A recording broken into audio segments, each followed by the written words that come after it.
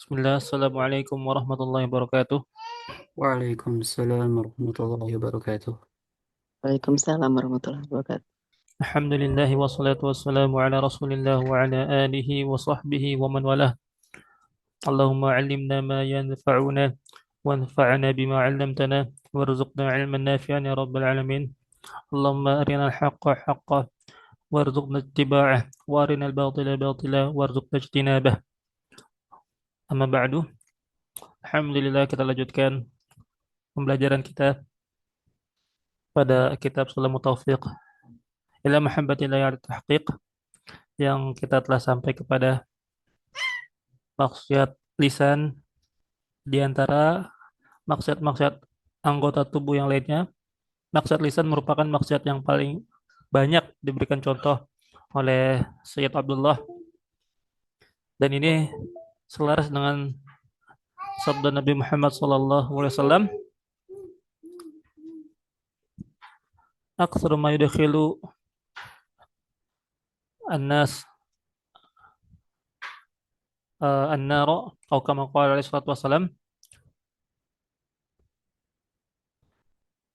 hal yang paling banyak membuat seseorang masuk ke dalam neraka itu adalah, salah satunya adalah karena dosa lisan. Dan juga di dalam suatu hadis bahwasanya eh, Rasulullah SAW pernah bersabda, eh, innal abda la yatakallamu bi kalimatin la yulqi laha balan yazillu biha fin nari sab'ina khurifan. Sesungguhnya seorang hamba tidaklah berkata dengan suatu perkataan, dan perkataan tersebut tidak ada faedahnya sama sekali atau tidak bermanfaat, namun hal tersebut dapat membuat orang tersebut masuk ke dalam neraka sejauh, ya, selama 70 tahun lamanya. Nah, baik. Sekarang kita lanjutkan pada halaman 124, ya, yang kita telah sampai pada perkataan muallif, qala al-musannif rahimahullah taala, wa kullu qaulin yahutsu ala muharramin, dan setiap perkataan yang mengajak seseorang kepada suatu hal yang diharamkan oleh Allah Subhanahu wa taala. Dan tentu hal ini telah dijelaskan di pertemuan sebelumnya, bahwasanya setiap perkataan yang mengajak kepada kemaksiatan atau mengajak kepada hal-hal yang diharamkan oleh Allah Subhanahu wa taala, atau mengajak kepada, atau bukan mengajak, ya, atau hanya membantu misalnya, atau melegalisir, memberikan memberikan kebolehan, ya, mengizinkan atau menyetujui suatu hal yang diharamkan oleh Allah Subhanahu wa taala, maka ini juga merupakan salah satu maksiat lisan. Dikarenakan Rasulullah sallallahu alaihi wasallam pernah bersabda, man dalla ala syarrin falhu, atau man dalla ala uh, amalin, barang siapa yang menunjukkan atas suatu amalan, dalam suatu hadis yang lain, man dalla ala khairin falau mithlu ajrin fa'ilihi, maka dia akan mendapatkan semisal pahala orang yang mengerjakannya, lan la yanqusu min ujurim syai'an, dan pahalanya tersebut tidak akan berkurang sedikit pun. Wa man dalla ala syarrin falau mithlu dzanbi fa'ilihi, maka dia akan mendapatkan dosa sebanyak orang yang mengerjakannya. La yanqusu min dzunubihim syai'an, dan tidak akan dikurangi sedikit pun dari dosa yang mengerjakannya. Oleh karena itu, orang yang membantu atau menunjukkan atau menyemangati seseorang melakukan perbuatan maksiat, maka dia juga akan mendapatkan dosa yang semisal dengan orang yang mengerjakannya. Dan juga kata Allah Subhanahu wa taala di dalam Al-Qur'an, wala ta'awanu 'alal itsmi wal 'udwan, maka janganlah kalian saling tolong-menolong dalam perbuatan dosa dan juga permusuhan. Nah, kemudian au yaftaru an wajibin, atau setiap perkataan yang membuat seseorang itu eh, meninggalkan sesuatu yang wajib, atau membuat seorang itu malah malas atau menjadi futur ya dalam mengerjakan suatu hal yang wajib. Tentunya di sini Sayyid Abdullah menggunakan lafaz yaftaru ya. Yaftaru dari kata futur, ya fator yaftaru. Yang dimana futur tersebut merupakan suatu keadaan di mana seorang hamba itu dalam keadaan yang tidak eh, semangat, atau tidak dalam keadaan maksimal dalam beribadah, atau bahkan dalam keadaan yang sangat-sangat eh, kurang sekali dalam melaksanakan ibadah.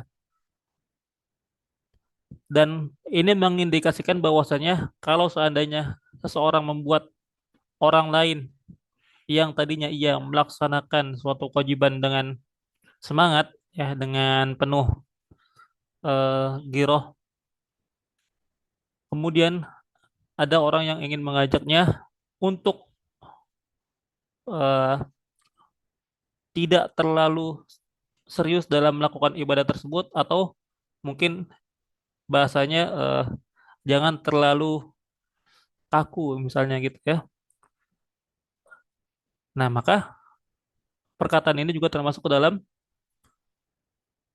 perkataan yang membuat seseorang itu menjadi futur dalam melaksanakan yang wajib. Contoh misalnya ketika ada seseorang eh, mengatakan kepada saudaranya, kenapa kamu selalu sholat tahajud misalnya? Bukankah kamu tidak akan semangat dalam bekerja apabila kamu bangun tengah malam? Nah, mungkin perkataan ini tidak secara spesifik mengajak seseorang untuk meninggalkan suatu kewajiban atau suatu hal yang disyariatkan, amal soleh, ya, tidak tidak mengajak seseorang untuk meninggalkan amal soleh, namun sejatinya perkataan ini membuat seseorang itu menjadi kurang atau menjadi luntur semangatnya dalam melaksanakan ibadah, dan lama-kelamaan mungkin akan meninggalkan ibadah tersebut. Oleh karena itu, maka seluruh perkataan yang mengajak orang lain untuk meninggalkan, ya bukan membuat orang lain futur, melainkan meninggalkan untuk melaksanakan sesuatu yang wajib, maka itu lebih utama dan lebih besar juga dosanya daripada orang yang membuat orang lain bermalas-malasan ya atau futur dalam melaksanakan suatu hal yang wajib. Nah, kemudian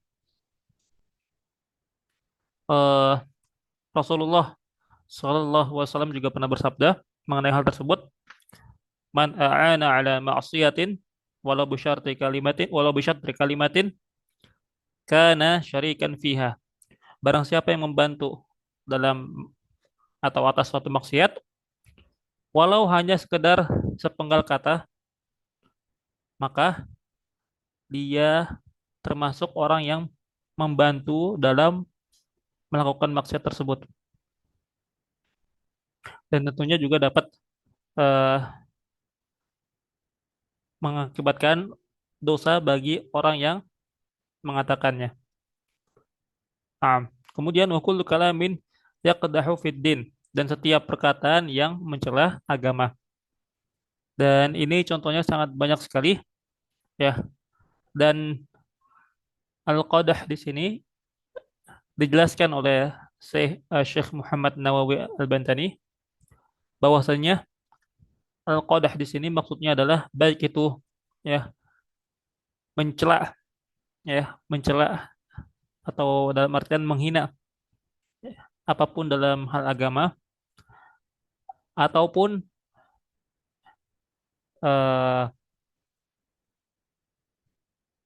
mengatakan bahwasanya sesuatu hal dalam agama kita ya dalam agama Islam itu belum sempurna atau masih kurang dalam satu sisi tertentu misalnya. Nah, itu juga termasuk ke dalam perkataan yang mencela agama. Padahal Allah Subhanahu wa taala pernah berfirman ya di dalam Al-Qur'an. Allah Subhanahu wa taala berfirman dalam Al-Qur'an, "Qul abillahi wa ayatihi wa rasulihi kuntum tastahzi'un. La ta'tadiru qad kafartum ba'da imanikum."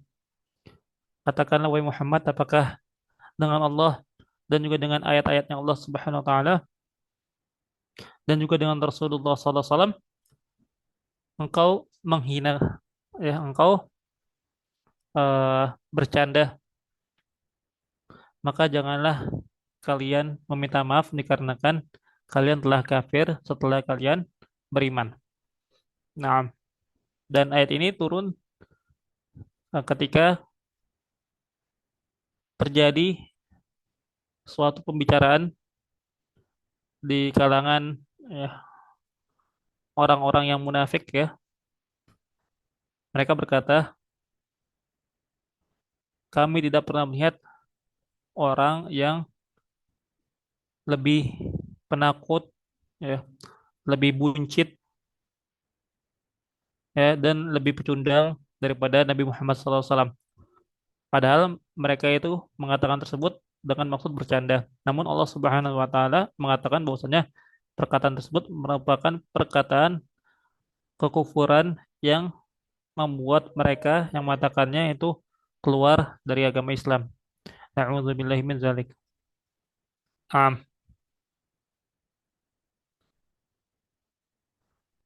Padahal agama Islam itu merupakan agama yang sempurna dan agama yang telah Allah Subhanahu wa taala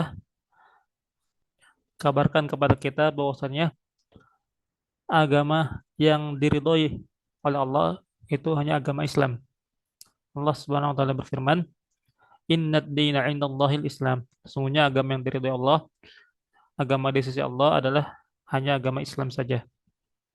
Nah, oleh karena itu setiap perkataan yang mencela agama ya, baik itu mengatakan orang yang mengikuti agama tersebut, yakni agama Islam, itu sebagai orang yang mabuk misalnya, orang yang terlalu kaku atau terlalu kalau dalam zaman sekarang banyak orang yang mengatakan bahwasanya orang-orang Islam itu orang-orang yang fanatik terhadap agamanya. Nah, kita jelas ya seorang Muslim itu harus fanatik terhadap agamanya sendiri.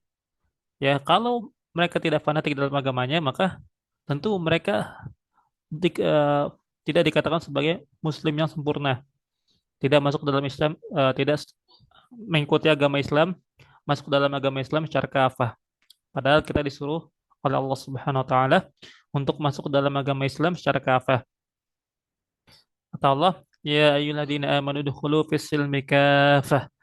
Wahai orang-orang beriman, masuklah ke dalam agama Allah secara keseluruhan. Maka tentunya kita harus mengikuti ajaran-ajaran Islam di segala penjuru kehidupan kita, di segala sisi kehidupan kita, baik itu dari segi ibadah dan ini tentunya telah pasti maupun dari segi politik, ekonomi, ya, pendidikan, ya, rumah tangga dan lain sebagainya.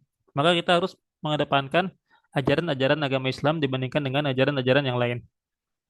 Kita lebih mengedepankan pendekatan-pendekatan ya, yang diajarkan oleh Islam daripada pendekatan-pendekatan yang lain. Nah, kemudian au fi ahadin minal anbiya'i au fil ulama au awil ilmi awil syar'i awil Quran au fi syai'in min syairillah. Kemudian selain perkataan yang mencela, menghina agama, perkataan yang menghina salah satu dari seorang nabi ataupun salah seorang dari ulama yang tentu ulamanya telah disepakati oleh kaum muslimin akan keilmuannya atau mencela ilmu ya ilmu agama yang ada dalam agama kita atau syariat yang ada dalam agama kita awil Quran atau mencela Al-Quran, au fi syai'in min syairillah atau mencela sesuatu dari syariat atau dari syiar-syiar Allah Subhanahu wa taala. Maka tentu ini juga merupakan maksiat maksiat lisan yang dapat mengeluarkan orang yang mengatakannya dari agama Islam. Nah, padahal di dalam Al-Qur'an telah jelas ya Allah Subhanahu wa taala mengatakan mengenai para nabinya bahwasanya eh, para nabi Allah Subhanahu wa taala itu para nabi dan Rasulullah Subhanahu wa taala itu merupakan utusan Allah yang Allah Subhanahu wa taala pilih dari hamba-hambanya, dan tentu ya Allah Subhanahu wa taala dalam memilih hamba tidak sembarangan. Allah Subhanahu wa taala mana eh, memilih seorang hamba secara sembarangan. Tidak ada satupun ya pilihan Allah Subhanahu wa taala yang salah. Kata Allah Subhanahu wa taala dalam Al-Qur'an, "Wa rabbuka yakhluqu ma yasha wa yakhtar." Dan Allah Subhanahu wa taala ya, Tuhanmu itulah orang Tuhan yang menciptakan sesuatu yang Dia inginkan, dan juga Allah Subhanahu wa taala juga yang memilih ya dari ciptaan-ciptaannya itu menjadi eh, hamba-hamba pilihannya. Nah, kemudian juga ya wa minha at-tazmir, dan juga termasuk dari bagian maksiat lisan adalah at-tazmir. Tazmir itu adalah memainkan alat musik atau seruling ya dengan eh, menggunakan syair-syair atau lirik-lirik yang membawa seseorang menjadi jauh dari syariat Allah Subhanahu wa taala.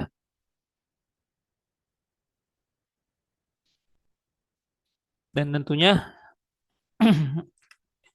ini juga dijelaskan di dalam agama kita, di dalam hadis yang disabdakan oleh Rasulullah Sallallahu Alaihi Wasallam. Beliau bersabda, "Layakunanna min ummati man yastahillu al-hir wal harir wal khamr wal ma'azif." Akan datang suatu zaman yang dimana seorang itu akan menghalalkan ya dari umatku, dia akan menghalalkan al-hir, perzinahan, kemudian al-harir, yaitu sutra, kemudian khamr ya khamr, dan juga al-ma'azif, yaitu alat-alat musik. Nah, kemudian wasukutu 'anil amri bil ma'rufi wan nahyi 'anil munkari bi ghairi 'udhrin, dan diam dari amar ma'ruf nahi munkar tanpa adanya uzur. Ya, pada pertemuan yang telah lalu saya pernah menjelaskan bahwasanya salah satu tanda keimanan seseorang itu masih ada dalam hatinya adalah dengan ia membenci setiap hal-hal yang dibenci oleh Allah Subhanahu wa taala. Ketika dia melihat ada kemaksiatan, walaupun dia tidak bisa untuk mencegahnya dengan lisannya atau bahkan mencegah dengan tangannya, maka setidaknya seminimal mungkin masih ada dalam hatinya rasa kebencian akan kemaksiatan tersebut dikarenakan Allah Subhanahu wa taala juga membenci hal tersebut. Nah, dan tentunya ya hal ini dikarenakan ada suatu uzur, ya ada suatu uzur. Seperti contohnya misalnya ketika ia ingin melakukan amar ma'ruf nahi munkar misalnya, maka akan muncul mudarat yang lebih besar daripada kerusakan yang dihasilkan oleh maksiat itu tersendiri. daripada kerusakan yang dihasilkan oleh maksiat itu sendiri. Contohnya misalnya ketika ada orang lain yang sedang mabuk-mabukan, kemudian ya seorang muslim ya ingin beramar ma'ruf nahi mungkar kepada orang yang mabuk-mabukan tersebut. Namun ternyata ketika ingin ya melarang orang yang sedang mabuk tersebut, ternyata orang-orang yang sedang mabuk tersebut dia membawa pisau misalnya. Nah, karena khawatir takut akan terjadi suatu hal yang lebih parah dari mabuk-mabukan tersebut, ya apa kejadian yang lebih parahnya? Ya takutnya terjadi hal ya yang akan menghilangkan nyawa kaum muslimin. Nah, maka di sini telah berlaku uzur bagi seorang muslim tersebut untuk tidak melarang orang-orang yang mabuk tadi dari perbuatan maksiatnya. Dikarenakan maksiat yang mereka lakukan itu tidak lebih besar daripada hilangnya nyawa si muslim tadi. Dikarenakan kata Rasulullah, la zawalud dunya ahwanu indallahi min qatli rajulin muslim. Sungguh dunia ini hilang itu lebih ringan di Allah Subhanahu wa taala daripada matinya seorang laki-laki yang muslim. Oleh karena itu, orang tersebut diberikan uzur, namun tentunya tetap dalam hatinya ia mengingkari perbuatan-perbuatan maksiat yang dilakukan oleh orang-orang yang sedang mabuk tadi. Nah,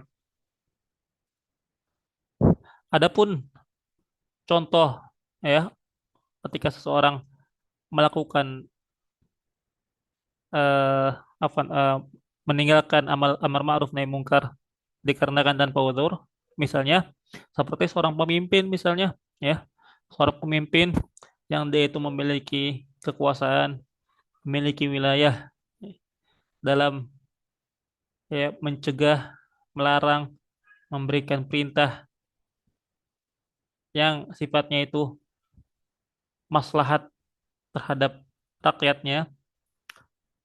Ya, ketika ia melihat suatu hal ya yang dibenci oleh Allah Subhanahu wa taala ya berupa maksiat, namun dia tidak membuat suatu peraturan ya yang dimana dia mampu untuk melakukan hal tersebut dikarenakan dia memiliki jabatan, memiliki kekuasaan, namun dia tidak melakukan hal tersebut yang mencegah atau menutup misalnya ya kemaksiatan tersebut, namun dia malah membiarkannya. Nah, orang inilah yang apa namanya, yang masuk ke dalam sabda Nabi SAW bahwasanya eh, barang siapa yang kata Rasulullah ya kalau misalnya hatinya tidak mengingkari hal tersebut ya bahkan malah mengafirmasinya ya mengafirmasinya membiarkannya, nah sungguh keimanan di dalam orang tersebut ya telah hilang ya, dan dia meninggalkan amar ma'ruf nahi mungkar di sini tanpa uzur. Oleh karena itu dia mendapatkan dosa atas perilakunya tersebut. Dan uniknya di sini kalau kita perhatikan hal-hal yang sebelumnya disebutkan itu berkaitan dengan maksud lisan, yaitu itu sifatnya suatu perkataan yang dilontarkan atau dikeluarkan oleh seorang hamba. Namun di sini sukut ya, diam. Yang dimana diam itu artinya lisan tidak mengatakan apapun. Ya, lisan tidak mengatakan apapun atau meninggalkan perkataan. Namun diamnya tersebut itu termasuk ke dalam maksud lisan dikarenakan seakan-akan kalau kita balikan ya, di menggunakan mafhum mukhalafah, seakan-akan dia mengatakan boleh untuk melakukan kemaksiatan dan tidak melaksanakan amar ma'ruf nahi mungkar. Oleh karena itu, sebagian orang mengatakan eh, as-sakitu anil munkar eh, kasyaitonin akhras. Orang yang diam dari kemungkaran itu sebagaimana setan bisu. Ya, setan bisu yang dimana dia tidak melarang juga dia tidak mengingkari dalam hatinya.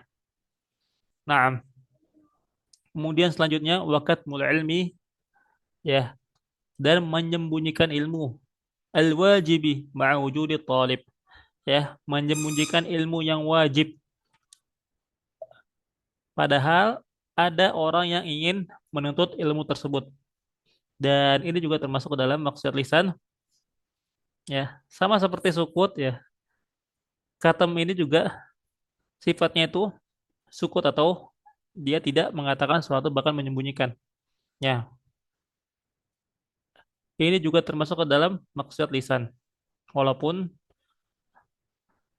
apa namanya, tidak ada eh, satu kata pun yang dilontarkan atau bahkan misalnya dia memang tidak ingin mengajarkan dan menyembunyikannya untuk supaya manusia itu tidak mengetahui suatu hal yang wajib tersebut.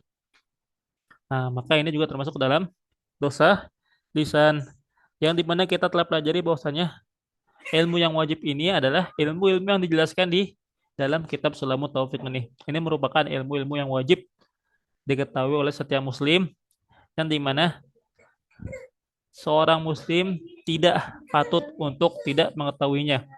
Ya,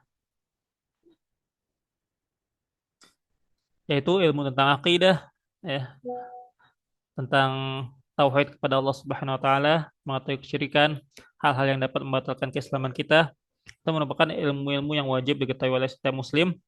Kemudian juga ilmu-ilmu fikih, ya, seperti tata cara wudhu, tata cara sholat, ya, kemudian zakat, puasa, ya, kemudian haji bagi orang yang ingin melaksanakan haji, dan juga sebagian kecil dari muamalat, ya, dan juga sebagian kecil dari eh, fikul usroh, ya, yang ingin berkeluarga atau yang ingin menikah, dan juga sebagian kecil dari jinayah, ya, bagi orang yang ingin menjadi hakim. Kemudian juga ilmu mengetahui hal-hal yang dapat merusak hati, ya, atau penyakit-penyakit hati, dan inilah yang sedang kita pelajari. Itu merupakan ilmu-ilmu yang wajib dipelajari oleh setiap muslim dan tidak patut bagi setiap muslim tidak mengetahui hal-hal tersebut, dan akan ditanya oleh Allah Subhanahu wa taala mengenai hal tersebut, mengapa, ya, dia tidak mau belajar mengenai hal-hal yang ditetapkan oleh Allah Subhanahu wa taala sebagai ilmu yang wajib atas dirinya, ya, pada perkara-perkara yang tadi disebutkan. Maka setiap muslim yang tidak mengetahui hal tersebut, maka dia akan ditanya oleh Allah Subhanahu wa taala tentang hal tersebut. Dikarenakan ini termasuk ke dalam ilmu yang fardu ain, ya, fardu ain atau wajib bagi setiap muslim yang meninggalkannya itu akan mendapatkan dosa. Naam. Dan tentunya, ya, bagi orang yang menyembunyikan ilmu tersebut maka ia terancam dengan sabda Rasulullah Sallallahu Alaihi Wasallam, "Man su'ila an ilmin 'alimahu, thumma katamahu, uljima bil jamin min nari yaumal qiyamah." Barang siapa yang ditanya dengan suatu ilmu, namun dia tidak memberikan jawaban atasnya padahal dia mengetahuinya, maka pada hari kiamat kelak, maka dirinya akan dipakaikan pelana dari pelana neraka di hari kiamat kelak. Nah, kemudian maksud lisan selanjutnya adalah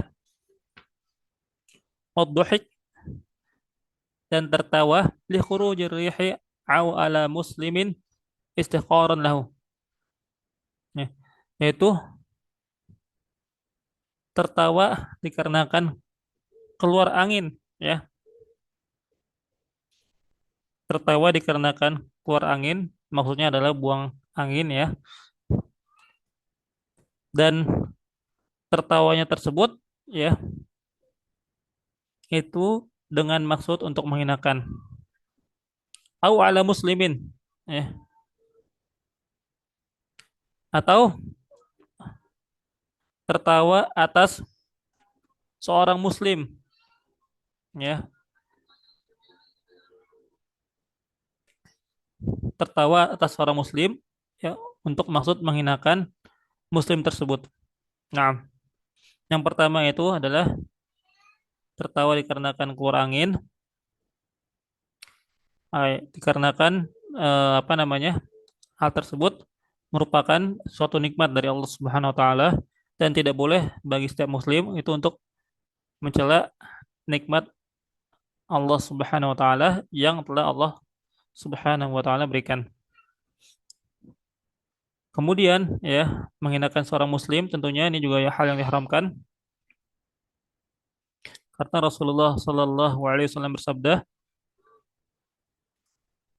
al muslimu al muslim haramun damuhu wa maluhu wa irduh.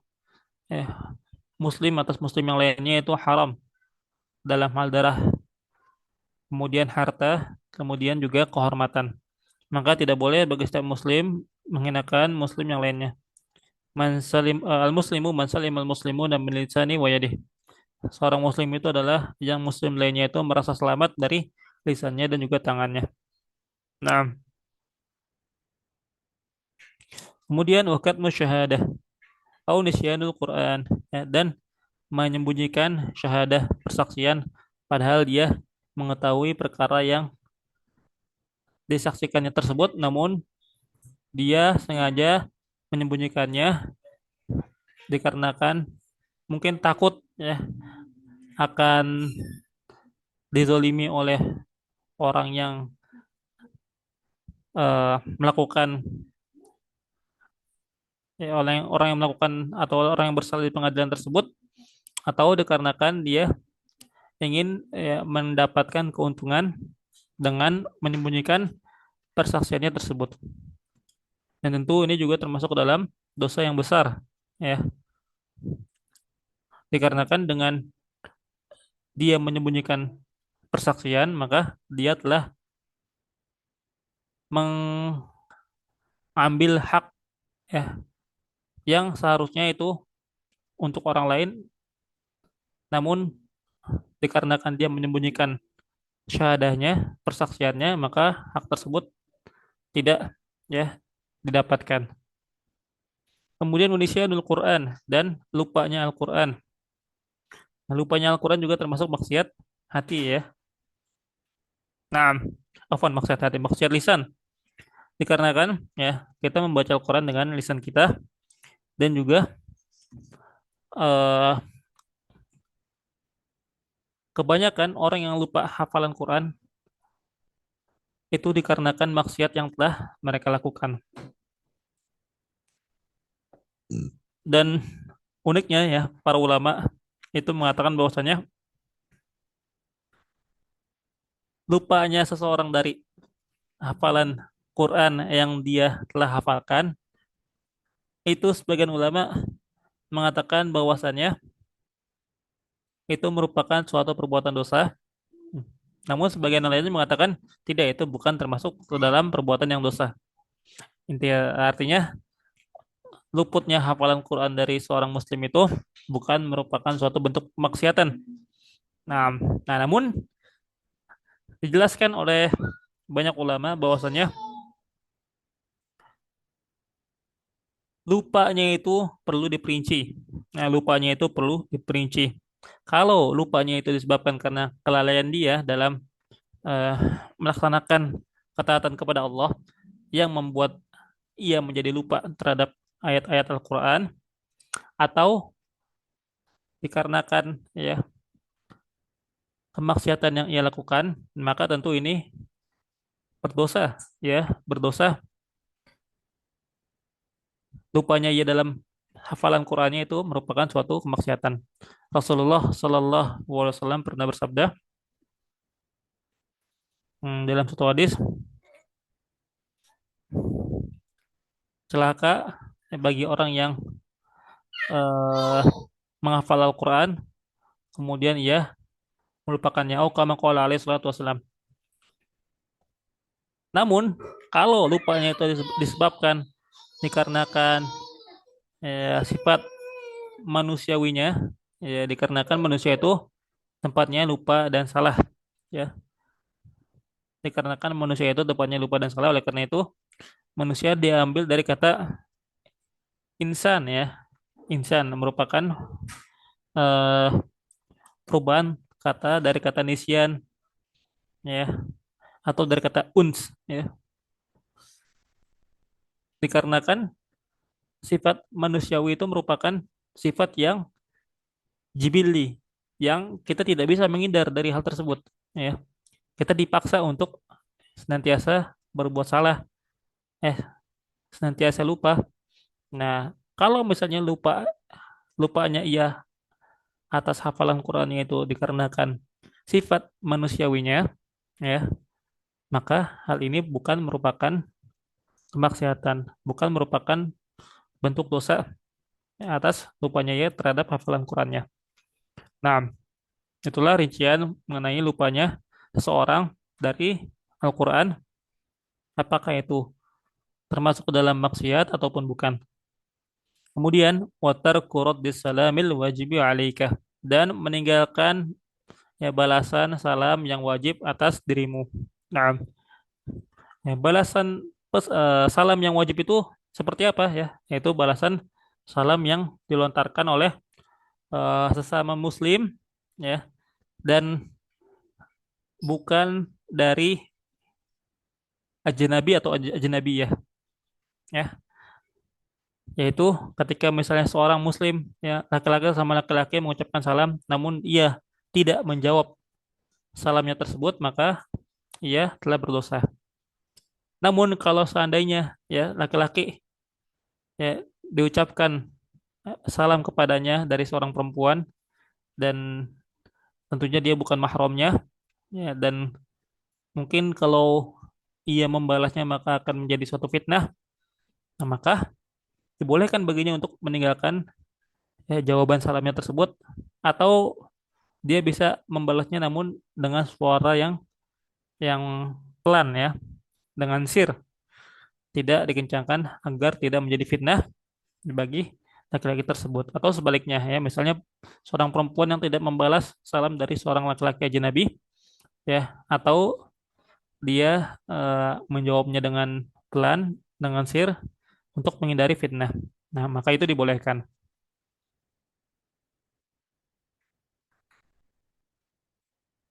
Nah,